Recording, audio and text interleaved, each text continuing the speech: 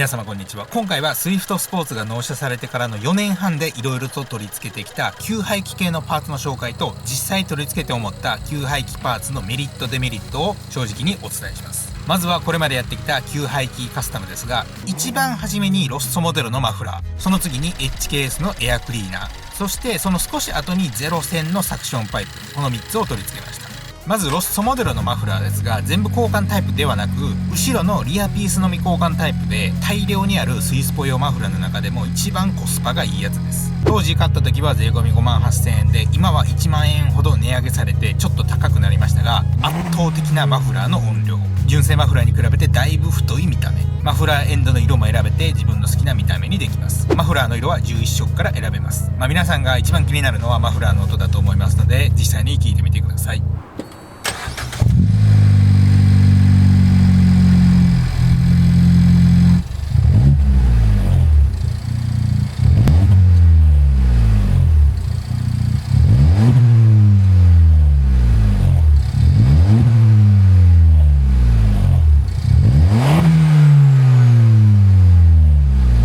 取り付けてから3年ぐらい経ってるので慣れましたが、マフラーつけた当日は音うるさすぎて頭痛くなった思い出がありますね。もう慣れたので大丈夫ですけど、それぐらい音大きいです。つけたのが約3年前で、そっから経年劣化でだいぶマフラー焼けたので、買った時よりも明らかにアイドリングの時の音は大きくなりました。つけた時はアイドリング時の音は正直純正と変わらないぐらいだったんですが、今では普通に音大きくなりましたね。ちなみに音大きくても車検には問題なく合格してます。次に HKS のエアインテーク、こちら車買ったら一度は絶対に通るカスタム、通称毒キノコなんですが、こちらの緑キノコに関しては完全に音メインのカスタムですね。純正の大きいエアクリーナーを外してキノコに交換することでカバーが外れてむき出しになるので、アクセル踏み込んだ時に吸気音が聞こえるようになります。ただイニシャル D ばりの爆音でなく、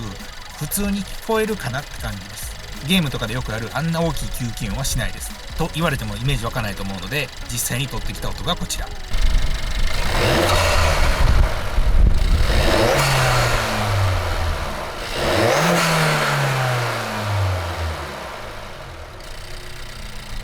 とこんな感じで、ボンネット開けてれば普通に音は大きいですね。車内からも吸気音は聞こえますが、街乗りぐらいだと残念ながらそんなに聞こえません。ちょっと強めにアクセル踏まないと車内からは聞こえないですね。ただ山登ってる時は結構聞こえます。僕の場合はサクションパイプを01000のものに交換してるので、純正よりも多少吸気音が大きくなってます。とこんな感じでほぼ音のカスタムです。次に実際につけてみて思ったメリットデメリットについて話していきたいと思うんですけど、まずマフラー交換のメリットは見た目と音が良くなるのと、あとは若干馬力アップ。ただ僕のレベルではマフラー交換したことで馬力が上がって何かが変わったとかは正直わからなかったです。逆にマフラー交換のデメリットは、音が大きくなりすぎて頭痛になったり近所迷惑になることですね。マフラー交換した初日に慣れてなさすぎて、特にこのロッソモデルのマフラーは子守音がひどくて頭痛になりましたが、静音計画の防音シートをトランクに敷き詰めたことで頭痛の原因になる不快な子守音はだいぶ軽減できたので、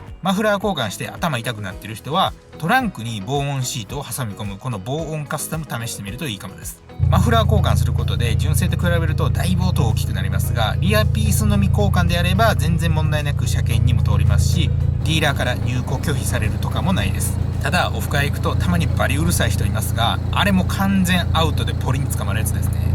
今言ったデメリットもあるんですけど、リアピースのみ交換であれば音が大きくなりすぎるとかもないので、最初のカスタムにはいいと思います。ロッソモデルであれば安いので試しに買ってみるのもいいかもです。次にむき出しのエアクリーナーについて、正直これのメリットは音ぐらいですね。これちょっと見てもらいたいんですけど、車のフロントから入ってきた空気がこのホース通って奥に行くんですが、こんな感じになってて、毒キノコのだいぶ後ろに空気が流れるようになってるので、エンジンルームの熱い空気を吸って夏場はパワーダウンになります。普通に乗ってる分にはパワー落ちたとか正直わからないレベルですが、サーキット行く人はこの緑キノコはつけてないですね。もしつけてても大体皆さん後から外してる人がほとんどだと思います。サーキットとか走りメインの方はこの緑キノコのアップグレード版があって、そっちの赤キノコつけてる人多いですね。赤キノコの場合はオプションでフロントから入った空気を直でキノコまで持ってくるコールドエアインテークフルキットが用意されているので、ガチ勢の方はフルオプション買って取り付けてますね。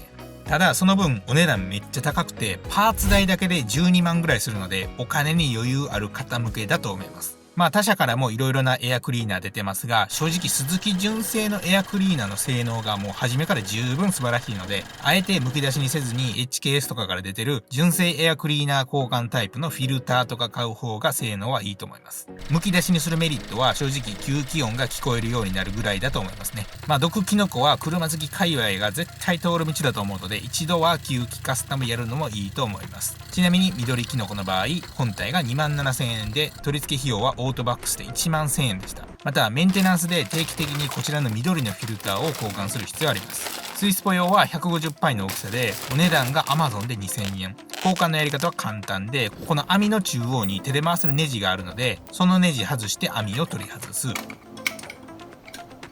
古いフィルター抜いて、新しいの入れて、戻してネジで固定して終了。慣れたら10分もかからないですし、特に工具もいらないです。